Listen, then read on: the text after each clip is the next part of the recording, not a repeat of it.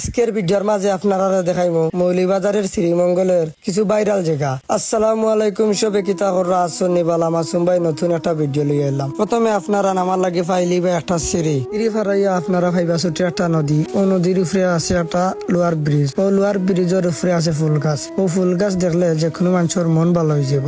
চতুর্দিকে ও ব্রিজের ভিউ দেখতে খুব সুন্দর লাগে। এই ব্রিজের সাইডে আছে ফুল গাছ, আইন, নদী, নালা সবকিছু এই ব্রিজের সাইডে আছে।